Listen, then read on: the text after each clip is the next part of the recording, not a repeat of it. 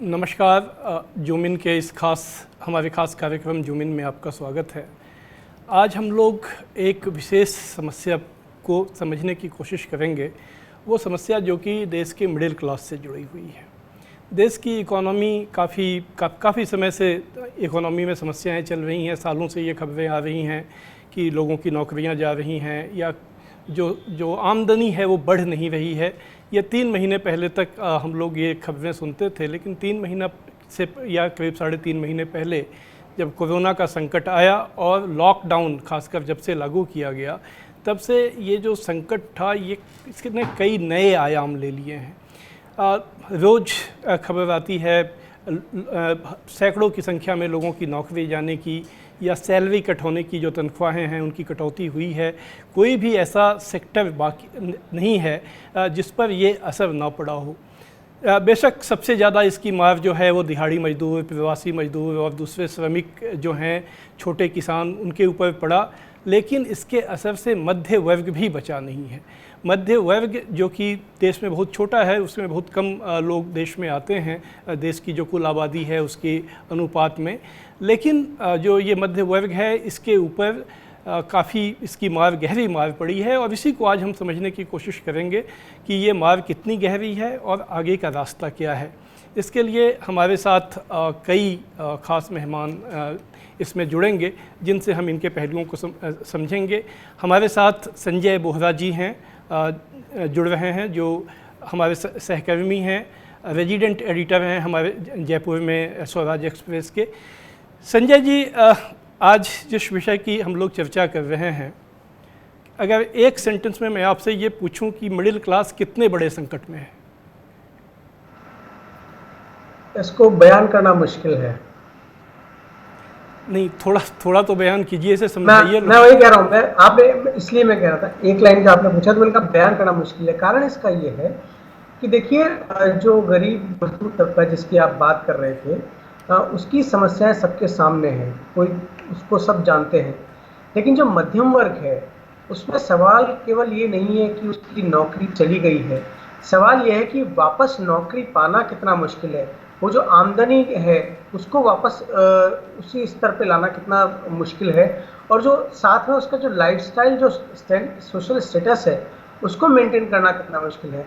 और जो मजदूर वर्ग है उसको कहीं ना कहीं काम मिल जाएगा। अगर वो मान लीजिए पहले किसी बड़े शहर में था, अब गाँव में भी जाएगा तो नरेगा वगैरह में वो काम कर सकता है। लेकिन मिडिल क्लास के साथ प्रॉब्लम ये है कि उनकी शारीरिक संरचना, जिस आदमी ने कभी शारीरिक श्रम नहीं किया हो, वो ऐसा तो है कि कल जाकर पत्थर तोड़ने लगेगा या मिट्टी खोदने लगेगा। तो उसको तो जो जॉब है, जो नौकरी है, वो उसी सेक्टर में चाहिए, वहीं चाहिए जो जिसकी स्किल उसने हासिल की है, और वो होता हुआ नहीं दिख रहा है। इसलिए मिडिल क्लास का जो संकट है वो देखने में नहीं आता है। जब तक सब कुछ अच्छा चल रहा था तब तक तो ठीक था, लेकिन अब जब मुश्किल पड़ी है तो उसका संकट ज़्यादा गहरा है। ऐसे ऐसे उदाहरण हैं, जब हम आगे बात करेंगे या आप चाहेंगे तो मैं आपको बता सकता हूं कि मतलब हम कल्पना नहीं कर सकते कि लोग किस मानसिक स्थिति से गुजर रहे हैं। जी संजय जी, आप हमारे साथ पूरे कार्यक्रम में रहेंगे।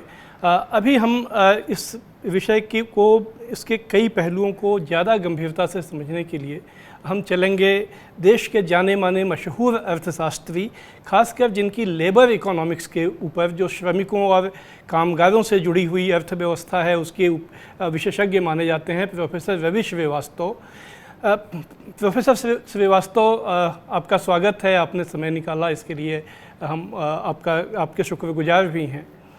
आपके साथ हम लोग काफ़ी, हमारे चैनल पर आपकी बातचीत होती रही है, और हम लोग जो श्रमिक जो हैं, जो मजदूर हैं, लेबर के अलग अलग जो सेगमेंट्स हैं, उनकी बात हम लोगों ने की है। लेकिन आज हम लोगों ने जो विषय लिया है वो मिडिल क्लास के ऊपर, जो कि आम तौर पर माना जाता है कि वो काफ़ी बाकी लोगों की तुलना में आराम से रहता है, उसके पास तमाम तरह की सुविधाएं हैं। लेकिन ये जो कोरोना और लॉकडाउन की वजह से जो संकट आया है, इसकी उसके ऊपर मार पड़ी है, ये आज हम लोग समझने की कोशिश करेंगे। लेकिन इसके पहले कि मैं आपसे ये सवाल पूछूं, मैं आपसे ये जानना चाहूँगा कि जब हम लोग मिडिल क्लास कहते हैं तो उसका मतलब क्या होता है? हम लोग किस इनकम ग्रुप है उसकी बात कर रहे होते हैं? पहले तो जो मिडिल क्लास उसका चरित्र है, समझ लें तो मिडिल क्लास में स्वरोजगारी भी आते हैं, सरकारी कर्मचारी भी आते हैं, और जो निजी संगठित क्षेत्र में लोग काम कर रहे हैं वो भी उसके अधीन आते हैं। पहली बात तो ये। और आम तौर से मिडिल क्लास की कल्पना पिकेटी, जिन्होंने एक बहुत ही विख्यात पुस्तक लिखी है, उन्होंने एक तरह से करने की कोशिश की है कि अगर आप ऊपर से नीचे तक आमदनी को देखें, आमदनी के वितरण को देखें, तो जो लोग एक तरीके के 5% के ऊपर की अगर 5% आप आमदनियों को निकाल दें, तो उसके नीचे 5% से लगभग 30% के बीच में जिन लोगों की आमदनियां हैं उनको मध्यम वर्ग कहा जा सकता है। लेकिन ये अलग अलग अर्थव्यवस्थाओं में अलग अलग तरह से हम इसको परिभाषित कर सकते हैं। हमारे देश में क्योंकि गरीबी बहुत ज़्यादा है, विषमता बहुत ज़्यादा है, इसलिए निश्चित रूप से जो नीचे के लगभग 70% लोग हैं उनको हम मोटे तौर पर गरीबी मानेंगे। अर्जुन सिंह गुप्ता कमीशन ने भी मोटे तौर पर यही कहा। तो मैं समझता हूँ कि भारत के संदर्भ में लगभग 5% से लेकर 30% तक जो आमदनी, जिन लोगों को आमदनी मिल रही है, आमदनी के वितरण में जो लोग हैं ऊपर से, उनको हम मध्य वर्ग उनको कहना तो शायद उचित होगा। ये लगभग और वो तीनों तरह। इसमें 20 से 25 करोड़ लोग आते होंगे आपके, अगर इस परिभाषा को हम लोग माने अपने देश की जो आबादी है उसमें।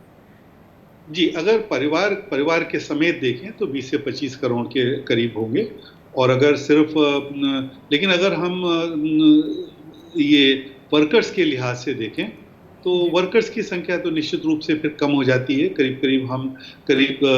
तब भी हम करीब 70-80 करोड़ लोगों के बारे में बात कर रहे हैं। तो प्रोफेसर श्रीवास्तव, आप ये बताएं, आपने जो बताया जिसको हम लोग मिडिल क्लास समझते हैं, वो आज कितने बड़े संकट में है? मिडिल क्लास के, जैसा मैंने कहा, आप तीनों तबकों को देख लें। तो सरकारी कर्मचारियों से शुरू करें, जो कि जिनकी सबसे सुरक्षित नौकरियां होती है और आमदनी भी सुरक्षित समझी जाती है, जिनके डीए पर फिलहाल सरकार ने सिर्फ उनकी डीए पर रोक लगाई है। लेकिन सरकार में भी और सरकारी उपक्रमों में भी 45% लोग आज ऐसे हैं जिनके पास कोई संविदा नहीं है, बिना किसी कॉन्ट्रैक्ट के हैं। आने वाले दिनों में उनका क्या होगा, चाहे वो टीचर हो, चाहे वो डॉक्टर हो, चाहे किसी और क्षेत्र में काम कर रहे हो, ये हमको मालूम नहीं है। निजी क्षेत्र में 70%, संगठित क्षेत्र में 70% ऐसे लोग हैं जिनके पास संविदा भी नहीं है। और संविदा अगर है भी तो उनके पास किसी तरह के रोजगार की कोई सुरक्षा नहीं है। और उसके बाद जो स्वरोजगारी हैं उनके इस समय व्यवसाय संकट में। तो जो तीनों तबके हैं मध्यम वर्ग के, वो इस समय संकट में हैं। और जैसे जैसे व्यवसाय अपने काम फिर से शुरू कर रही हैं लॉकडाउन के बाद, वैसे वैसे वे अपने बिजनेस प्लान्स का मूल्यांकन कर रही हैं। और उसके साथ साथ या तो मध्यम वर्ग कर्मचारियों की छटनी कर रही हैं या उनकी आमदनियों में कमी ला रही हैं। 20%, 30%, 40% उनके सैलरी कट्स हो रहे हैं। और बड़े पैमाने पर कुछ क्षेत्रों को, आप कई क्षेत्रों को जानते हैं, उनका जिक्र भी हम कर सकते हैं जिनको बड़े पैमाने पर। जी नहीं, तो ये क्या आपको ये लगता है कि सरकार ने इस तबके की कोई मदद की, इस जब खासकर लॉकडाउन के बाद ये जो 20 लाख करोड़ रुपए का आत्मनिर्भर भारत पैकेज का ऐलान किया गया, उसमें इस तबके को राहत देने, इसके रोजगार और इसकी आमदनी को सुरक्षा देने के कोई उपाय उसमें शामिल हैं? और कोई ऐसी चीज़ आई जिससे कि ये तबका उम्मीद के साथ भविष्य को देख सकता है? देखिए, परोक्ष रूप से हम ये कह सकते हैं कि अगर सरकार ने कोई कदम व्यवसायों को, बिजनेसेस को खड़ा करने के लिए उठाया है, तो वो फिर नौकरियों को भी खड़ा कर सकता है। तो यह नौकरियों को बनाए रख सकता है, आमदनियों को बनाए रख सकता है। तो कुल मिला के जो मूल्यांकन करना है वो हमें ये करना है कि सरकार ने जो कदम उठाए वो व्यवसायों को या बिजनेसेस को अपने पैर पर खड़ा करने के लिए वो पर्याप्त कदम थे या नहीं थे। आमतौर से अर्थशास्त्रियों का मानना है कि जो सप्लाई ओरिएंटेड कदम सरकार ने उठाए लिक्विडिटी को बनाने के लिए, क्रेडिट को बढ़ाने के लिए, इसमें मांग पक्ष को बहुत कम उस पर जोर दिया गया है। और इसीलिए आमदनियों को सीधा बनाए रखने के लिए जितना जोर सरकार को देना चाहिए था उतना नहीं दिया है। ये एक महत्वपूर्ण बात है, क्योंकि जो अर्थव्यवस्था का ताना बाना है वो बहुत कसा हुआ ताना बाना होता है।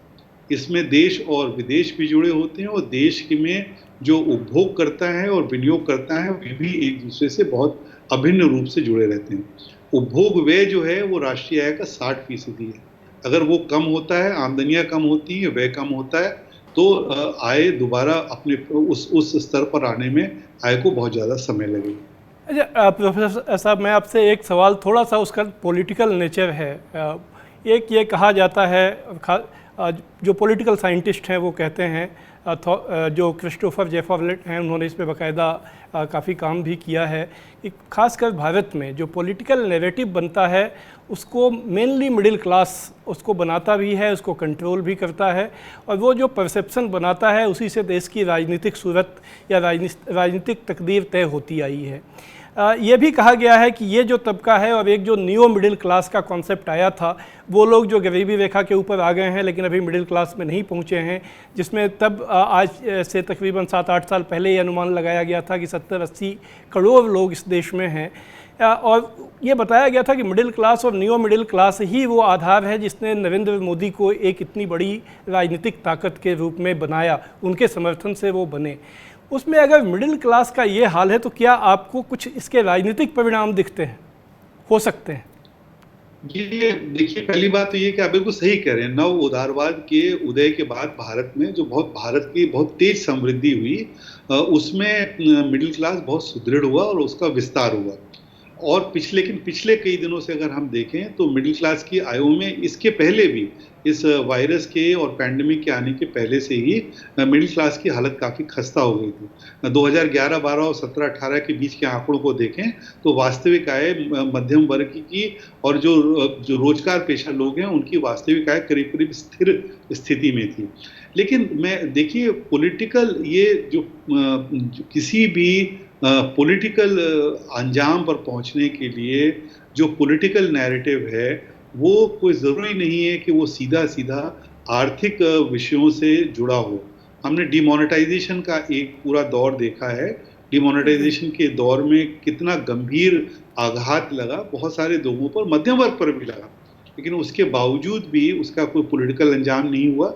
वैसे ही आप पैंडेमिक के दौरान भी देख सकते हैं कि जितना भयंकर आघात लोगों पर लगा, चाहे वो गरीबों पहले ज़्यादा लगा और अब मध्यम वर्गियों पर लग रहा है, लेकिन फिर भी पॉलिटिकल नैरेटिव और इकोनॉमिक उसका जो सीधा सीधा एक सरोकार है, और उसको हम हमेशा जोड़कर नहीं देख सकते। प्रोफेसर श्रीवास्तव, आपने हमें समय दिया, इसके लिए हम आपके बहुत आभारी हैं। आपका बहुत बहुत धन्यवाद। हम जो आज हम लोग मिडिल क्लास की समस्याओं को समझने की कोशिश कर रहे हैं, इस चर्चा को हम ब्रेक के बाद भी जारी रखेंगे। उसके बाद हमने अभी इसके सैद्धांतिक पक्ष को देखा। व्यवहार में जो लोग भुगत रहे हैं उसमें एक खास इंडस्ट्री, होटल इंडस्ट्री से जुड़े हुए, जो कि बहुत बड़ी इंडस्ट्री है, उसके लोग क्या समस्याओं का सामना कर रहे हैं, हम उनका पक्ष जानने की कोशिश करेंगे। और साथ ही जो सत्ताधारी भारतीय जनता पार्टी है वो इस समस्या को कैसे देख रही है, उससे भी हम उनके प्रवक्ता से बातचीत करेंगे। फिलहाल एक वक्त है छोटे से ब्रेक का। एक छोटे से ब्रेक के बाद हम फिर हाजिर होते हैं।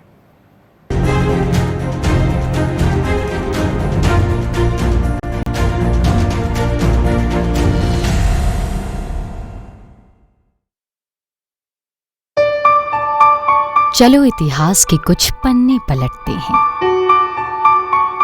चलो उस दौर में कुछ दूर चलते हैं। हो बात ग्वालियर की या हो कहानी मुमताज की, बेगम नवाब की झलकियां या हो बात काले ताज की, हर तरफ पसरा यहाँ इतिहास है। यूं ही नहीं कहते सभी, मध्य प्रदेश तो कुछ खास है। वक्त के निशान।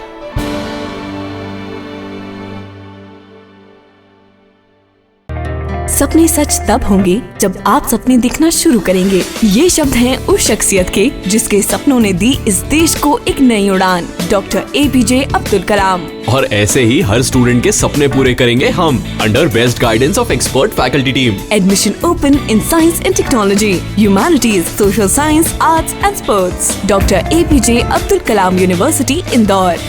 For the details, contact 1800-300-26072.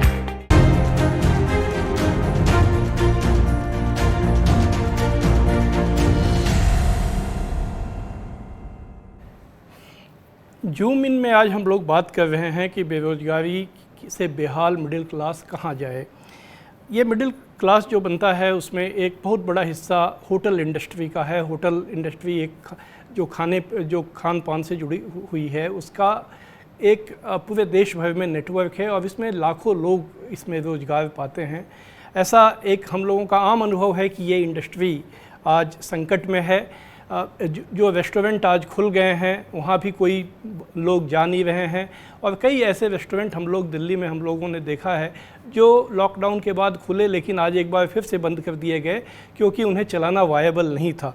ये जो हमारा अनुभव है, क्या हम जो इस इंडस्ट्री से जुड़े हुए लोग हैं वो भी ऐसा महसूस कर रहे हैं? इसके लिए हम चलेंगे शरद शर्मा जी के पास जो होटल इंडस्ट्री से जुड़े हैं। अजित भवन पैलेस होटल के ये सेल्स प्रमुख हैं।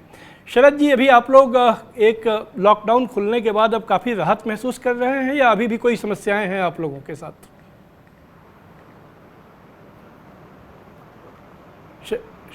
मेरी आवाज़ आ रही है शरद जी?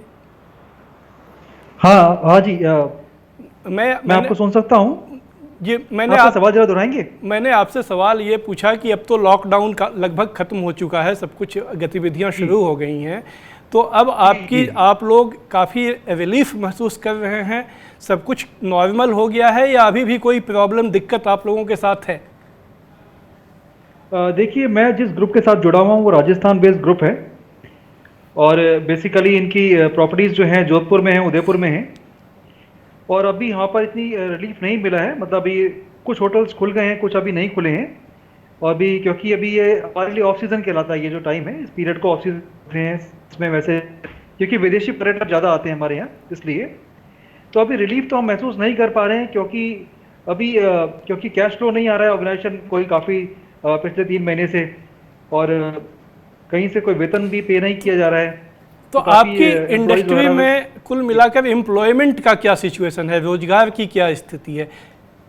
रोजगार ये हो रहा है कि काफ़ी ले ऑफ्स हो रहे हैं, काफ़ी लोगों को मतलब कटौती की जा रही है और पे तो काफ़ी टाइम से मतलब इनफैक्ट 3 महीने हो गए हैं हमको, मतलब पे हमको वेतन नहीं मिल रहा है और काफ़ी कंपनी भी है असहाय महसूस कर रही है इस वक्त। बट हमारा मानना ये है कि ऐसे मौक़ों के लिए एक क्राइसिस फंड जरूर होता है हर कंपनी के पास, वो क्यों नहीं इस्तेमाल किया जा रहा है? या मतलब जितने करोड़ों कमाए हैं कंपनी ने इतने सालों में, तो आज वो क्यों नहीं मतलब अपने एम्प्लॉयज़ के लिए कुछ कर पा रहे हैं?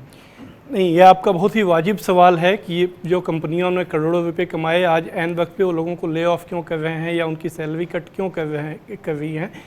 इसमें तो प्रधानमंत्री जी ने जब फर्स्ट लॉकडाउन का ऐलान किया था तो उन्होंने कंपनियों से कहा भी था कि आप लोग कोई सैलरी कट न करें, लेकिन उसका कोई बहुत ज़्यादा असर हुआ ऐसा लगता नहीं है और जैसा आप कह रहे हैं उससे लगता है कि आपकी इंडस्ट्री में भी नहीं हुआ है। लेकिन मैं आपसे ये जानना चाहूँगा कि आप लोग फ्यूचर को कैसे देख रहे हैं? क्या आपको लगता है कि आने वाले 1-2 महीने, 3 महीने या 4 महीने में सब कुछ बैक टू नॉर्मल हो जाएगा? देखिए, काफ़ी समय लगेगा क्योंकि जिस तरह से अभी कोई वैक्सीन डेवलप नहीं हुई है, अभी कुछ ऐसी खबर नहीं आ रही है कि ट्रैवल करना सुरक्षित है या होटल्स में स्टे करना सुरक्षित है। तो जब तक यह चीज़ सुनिश्चित नहीं कर देंगे लोग तब तक बहुत ही मुश्किल है कह पाना कि कब ये इंडस्ट्री के ऊपर। और कुछ ओनर्स के लिए, होटल्स के लिए तो जैसे अभी एक तरह का मौका मिल गया है कि जैसे ले ऑफ करने का या उसका, क्योंकि जैसे मैंने पहले बताया आपको कि जब एक तरह की अपॉर्चुनिटी है कुछ लोगों के लिए जी, बट ऐसा सब होटल के साथ नहीं है। कुछ अच्छे ब्रांड भी हैं जिन्होंने मतलब कटौती कर किया है और जो स्टार्ट भी करने की पोजीशन में आ गए, कुछ उन्होंने जुलाई से स्टार्ट कर लिए होटल्स अपने, कुछ लोग आगे से स्टार्ट कर जी। तो जहाँ तक मेरा मानना है 1 साल लगेगा इसको स्टार्ट होने दोबारा। आप 1 साल लगेंगे, तब तक तो काफ़ी लोग मुसीबत में रहेंगे। आपने अपना समय निकाला और आपने अपनी जो पर्सपेक्टिव है वो हमें बताया, इसके लिए आपका बहुत बहुत धन्यवाद। तो कुल मिलाकर हम लोगों ने देखा कि कैसे होटल इंडस्ट्री, और ये एक मिसाल है, ये केवल एक नमूना है, एक सैंपल है। जो हालत होटल इंडस्ट्री का है ऐसा ही आप देखें तो चाहे वो टूरिज्म हो या आईटी हो या अलग कोई भी इंडस्ट्री का आप नाम ले लें, उस इंडस्ट्री का आज यही हाल है। तो इस इंडस्ट्री के इस चैलेंज का मुकाबला कैसे किया जाए या सरकार इसके लिए क्या सोच रही है, ये जानने के लिए हम अब जुड़ेंगे श्री वैभव अग्रवाल से, जो सत्ताधारी भारतीय जनता पार्टी के प्रवक्ता हैं और आर्थिक मामलों के जानकार भी हैं। वैभव जी, अभी जो हम लोग बात कर रहे हैं अलग अलग इंडस्ट्रीज के या अर्थशास्त्री से, हालत बहुत ख़राब है। आपका क्या आकलन है अभी की हालत पर?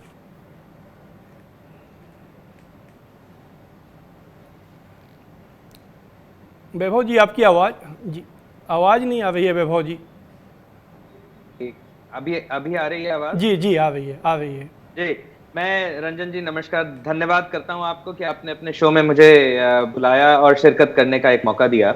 देखिए, ऐसा है, सबसे पहले तो हम ये देखें कि आपके विचार में हो सकता है कि एक आलू नहीं है, एक टमाटर है, यानी स्लो डाउन हो सकता है आपके लिए, वो देखने का एक नजरिया है। लेकिन कुछ एक इंडस्ट्रीज ऐसी भी हैं जिनमें बहुत ज्यादा तेजी आ रही है। मैं आज ही सुबह एक उदाहरण देंगे आप? जनरल इंडस्ट्री का क्या कह रहे हैं? एग्जाम्पल देंगे जहां पर बहुत तेजी आ रही है, कोई ऐसी इंडस्ट्री जिसमें? हाँ, मैं वही कर रहा हूं। तो देखिए, आज सुबह मैं एक चार्ट देख रहा था, जिस चार्ट में नए बिजनेसेस शुरू हो रहे हैं, जिस चार्ट में पुराने बिजनेसेस भी कम हो रहे हैं, जिस चार्ट में लोग नौकरियां रिक्रूट करने की कोशिश कर रहे हैं, यानी कंपनियां एडवर्टाइजिंग कर रही हैं कि आप आएं और हमारे साथ बैठें, इंटरव्यू दें और हम आपको हायरिंग करेंगे। और वहीं पे कुछ कंपनियां ऐसी भी हैं जो एक डिफरेंट तबके की हैं, एक डिफरेंट इंडस्ट्री में है, जिन कंपनियों में लॉकडाउन हुआ है और जिन कंपनियों में अभी प्रोडक्शन नहीं है क्योंकि सप्लाई चेन का इशू है, जिन कंपनियों में कारीगर नहीं है क्योंकि वो अपने घर चले गए हैं और उनको वापस लाने में अभी बसें ट्रेनें नहीं चल रही हैं। कुछ ऐसी तो वो दिक्कतें हैं। कुछ ऐसी इंडस्ट्रीज भी हैं जहां सैलरी बढ़ाई गई हो, काफी कट वाली तो हम लोग बहुत सी जानते हैं। बिल्कुल है। For example, online e commerce में बहुत ज्यादा इजाफा हुआ है। न सिर्फ अमेजॉन ने ग्लोबली करीब 150% तनख्वाहें बढ़ाई हैं। अब आप बोलेंगे कि ऑनलाइन हो रहा है तो ऑफलाइन बंद हो रहा है, तो देखिए वो एक आर्थिक मसलों में जब अपन डिस्कस करते हैं तो जहां पे पॉजिटिव चीज होती है उसका एक दूसरी ओर कटाक्ष भी खड़ा हो जाता है। वैभव जी, लेकिन रोजगार पैदा हो रहा है। हम एक ओवरऑल एग्जांपल आपने पूछा तो मैं एग्जांपल दे रहा हूं। ये अगर ये है तो हम सबको जानकर बहुत खुशी होगी वैभव जी कि अगर ऐसा हो रहा है, क्योंकि हम लोग सभी चाहते हैं कि लेकिन हम लोग का जो आम अनुभव है, जो हम लोगों के आसपास लोग रहते हैं, जो हमारे बच्चे जो कि अभी नौकरी ढूंढने के लिए कॉलेजेज से या यूनिवर्सिटी से पढ़ के निकले हैं, उनसे जो बातचीत होती है, उनसे ऐसी तस्वीर आप जो कह रहे हैं नहीं मिलती है। लेकिन मैं आपकी बात पे भरोसा कर रहा हूँ। मैं आपसे सिर्फ आपसे ये जानना ये चाहता हूँ कि ये जो मिडिल क्लास की जो समस्याएं हैं उस पर आज हम लोग बात कर रहे हैं। आज हम लोग प्रवासी मजदूर या दिहाड़ी मजदूर उनकी बात नहीं कर रहे हैं, जो मिडिल क्लास की स्थिति है उसकी बात कर रहे हैं। ये वो क्लास है जिसको माना जाता है कि ये आपकी पार्टी के सत्ता में रहने का आधार है। इसकी बनाए हुए नैरेटिव ने आपको 2 बार बहुत भारी बहुमत के साथ पूरे केंद्र की सत्ता में लाया है। क्या आप लोग आप सचमुच मानते हैं कि ये क्लास के साथ कोई दिक्कत नहीं है और इसके लिए आज कुछ अलग से करने की जरूरत नहीं है? देखिए, आप और मैं दोनों एक मिडिल क्लास के स्ट्रेटा में आते हैं। और रंजन जी, जहां तक सरकार के काम करने की बात है, सरकार ने पिछले साल जब अपना बजट पेश किया था तो उसमें करीब जो हम टैक्स बेनिफिट की बात करते हैं मिडिल क्लास को, उसमें करीब 8 लाख रुपए का सालाना इनकम जो है वो हमने उसको tax free, almost tax free कर दिया था। सो पहला तो आप मिडिल क्लास का वो देखें तो 8 से 9 लाख रुपए जो कमाते हैं उसमें एक टैक्स की रिबेट दी गई। दूसरी बात आप ये देखें कि मिडिल क्लास में बहुत सारी ऐसी चीज रिक्वायरमेंट्स हैं, जैसे आप देखें कि स्टार्टअप इंडिया को प्रमोट करने के लिए हमने लोन इशू किए। स्टार्टअप इंडिया को यानी नौकरियों पे डिपेंडेंसी कम करने के लिए हमने उनको बोला कि आप मिडिल क्लास से नियो मिडिल क्लास में जाएं और उसके अगले अपर मिडिल क्लास में जाएं। लेकिन कैपिटलिज्म में क्लास सिस्टम जो होता है वो बड़ा डिफिकल्ट होता है उसको बैलेंस आउट करना, तो थोड़ा समय लगता है उसको बैलेंस आउट करने के लिए। और उसी समय को बैलेंस आउट करने के लिए यदि हम उसको देखें तो जहां पे हम अब ये कोरोना फरवरी 2020 के आसपास आया, वहां पे इकोनॉमी धक्के ले रही थी। वो इसलिए ले रही थी क्योंकि हम पीछे से बदलाव करते आ रहे हैं और अब ये समय था जब हम उसको करेक्शन के मोड पे देखते। लेकिन अभी सडनली ये कोरोना का 6 महीने का एक स्टॉपेज आ गया। उस वजह से क्या हुआ, स्पीड ब्रेकर हो गया, तो झटका तो लगा, नो डाउट। और ये चाहे आप अपर मिडिल क्लास कह लें, चाहे लोअर मिडिल क्लास कह लें, चाहे मिडिल क्लास कह लें, ये झटका तो लगेगा ही। क्योंकि मिडिल क्लास के अंदर बहुत ज्यादा पीयर प्रेशर भी है। जी जी, यानी जो वैभव हमसे ऊपर के तबके का है वो बड़ी गाड़ी चलाता है तो मेरे को भी बड़ी गाड़ी खरीदनी है, तो उसके लिए हम अपनी चादर से ज्यादा पैर भी पसारते हैं। वैभव जी, तो वो एक झटका लगा। आपकी बात जो है हम लोगों ने समझ ली। आपने अपना एक बहुत बेशकीमती समय हमें दिया, इसके लिए हम सचमुच आपके आभारी हैं। आपका बहुत बहुत धन्यवाद। आखिर में हम एक बार फिर रुख करेंगे अपने सहकर्मी संजय बोहरा जी का। संजय जी, आपने ये पूरी बातचीत सुनी, अगर इस बात को समराइज करना हो आप उसे लेकिन समराइज करने के पहले भारतीय जनता पार्टी के जो साथी अभी कह रहे थे उनके हिसाब से तो आपका जो आकलन है, प्रोफेसर रवि श्रीवास्तव का जो आकलन है, जो होटल इंडस्ट्री से जो हमारे साथी थे शर्मा जी, उनका जो आकलन है वो सब तो बिल्कुल गलत है। सब चीज़ें तो काफ़ी अच्छी हैं। इस पर अगर आप एक छोटी टिप्पणी अपनी दें। सत्येंद्र जी, आज ही एक स्टडी पब्लिश हुई है, तो भारत में जो 70% कामगार हैं जो संगठित क्षेत्र में हैं उनको कॉन्ट्रैक्ट तक नहीं मिलता है, और जो बाकी की जो उनकी सुविधाएं हैं, पीएफ है या ग्रेच्युटी वगैरह है, तो करीबन आधे मतलब 50% लोगों को वो नहीं मिलता है। ये आज की एक स्टडी पब्लिश हुई है, और ये जो PLFS है उसका डेटा बता रहा हूँ मैं, ये मतलब वो भी सरकारी डेटा ही हुआ, ये तो उसकी हालत है। दूसरा क्या है कि जो पश्चिमी देश है, जिस पूंजीवादी व्यवस्था की बात वैभव जी कर रहे थे, पश्चिमी देशों में क्या होता है कि अगर आप साल भर या उससे ज़्यादा अगर अपनी सैलरी कंट्रीब्यूट करते हैं तो उसके बदले अगर आपकी जॉब चली जाती है तो कम से कम 6 महीने का सरकार आपको वो देती है, आर्थिक मदद देती है, डोल उसको वहाँ पे कहा जाता है। भारत में इस तरह की कोई व्यवस्था नहीं है। यहाँ पे हालत ये है कि कई कंपनियां ऐसी हैं जिन्होंने कि लोगों का PF तक जमा नहीं कराया है और इनकम टैक्स तक जमा नहीं कराया है, तो खैर वो एक अलग डिबेट है। लेकिन वो जिस इकोनॉमी की बात कर रहे हैं, स्टार्टअप्स की या IT की, वो एक बहुत ही छोटा सा उसका दायरा है। जो असली जो इकोनॉमी है, देखिए ऑटो, बस एक संक्षिप्त, आप एक संक्षिप्त टिप्पणी जो आज की चर्चा हुई उसके ऊपर आप संक्षिप्त, बहुत समय कम है। जी, मेरा मानना यह है कि मुझे अरुण जेटली की एक टिप्पणी याद आती है कि मिडिल क्लास को अपना ध्यान खुद रखना होगा, तो मेरे ख्याल से सरकार उसी पर अमल कर रही है, और जो मिडिल क्लास है उसको अपनी व्यवहार में बदलाव लाना होगा। आज का जो मिडिल क्लास है वो हम 80 के दशक के मिडिल क्लास से कंपेयर नहीं कर सकते। उसके पास एक जॉब सिक्योरिटी थी और एक सोशल, एक पीयर प्रेशर जिसकी बात कर रहे थे वो नहीं था।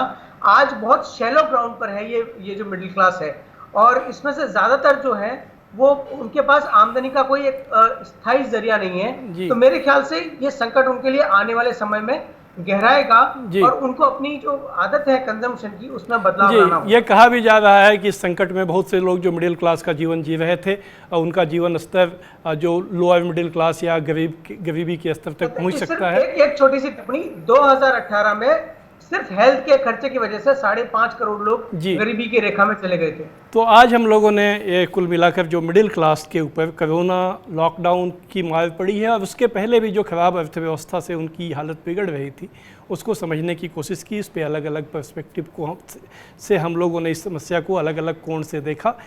इसी तरह जूम इन के अगले हिस्से में हम एक और किसी समस्या के साथ हाजिर होंगे।